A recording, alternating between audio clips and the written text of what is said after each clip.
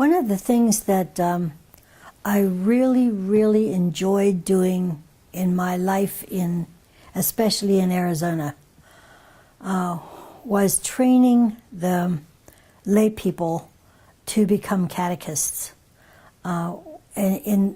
We found in Arizona that there weren't very many Catholic schools, and so we had large numbers of children who were coming to catechism classes, and which later was changed to religious education classes.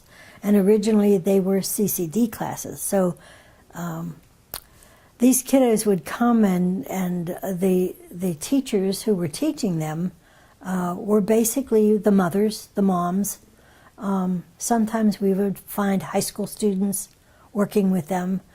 And originally, this would have been back in the early 70s, the diocesan office was a little bit, it was brand new. The Diocese of Phoenix started in 1969. So in the early 1970s, we were looking at how we could pool together the people who were responsible in all the parishes for the education of these public school children. And I got very involved in that. And I had a group of directors from maybe 2 or 3 other parishes. I was working in South Phoenix. And we got together and decided which topic we could each teach when we got our teachers together. So we started having what we called fairs, Religious Education Fair Day. And it would be a Saturday when we would offer maybe 6 or 7 classes. The teachers would come and take these classes, and we would keep records of them. And we got in touch with the Religious Education Office at the diocesan level, and they were, of course, very grateful, because what they had started was the 2 people on that staff were going out to the parishes teaching, and it just wasn't enough.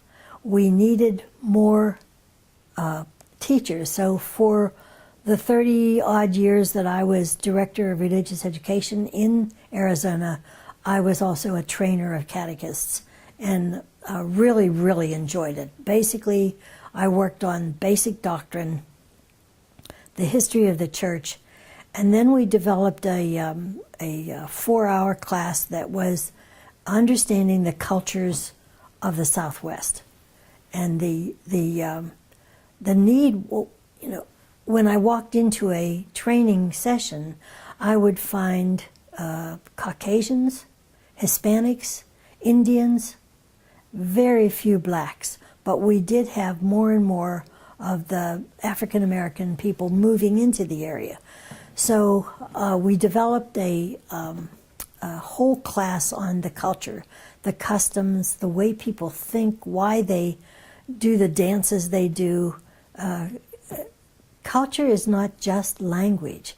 Culture is the way people think, the way they look at the world, and it was so essential to me that these teachers understand, number one, each other, that they understand themselves. And I was fortunate enough to take a class at a religious education convention in LA that the presenter walked out, and she started to talk about who she was, and as she revealed who she was, she kept saying, well, first she said, I'm a woman, and that puts me in the culture of women, and I am Lebanese. She said, actually, I'm pure Lebanese. And then she laughed, because she said, you know, there's no pure race in the world, but she said, my heritage is Lebanese, and that puts me in a particular culture and a particular group. She said, I happen to have a doctoral degree, and that puts me in another level, another group, another culture. She said, on top of that, I am a consecrated religious woman, which further separates me into another group. And each one of these things that have affected my life, my family, where I was in the family, all have made me the person that I am. Now, would you please sit down and give me your baggage? what is it that you are carrying? What are the cultures that make up you? I was fascinated with this whole aspect of finding out, number one, who I am, who you are, and how we can learn to really appreciate and understand each other. So I had already been to Korea, but I hadn't had this background when I went to Korea. And I had done a lot of, or I should say I made a lot of effort to try to understand the Korean customs and learn the language and eat the food, which I enjoyed incidentally. But when I learned this at that convention, it was like opening up another way of reaching out to the people that I work with.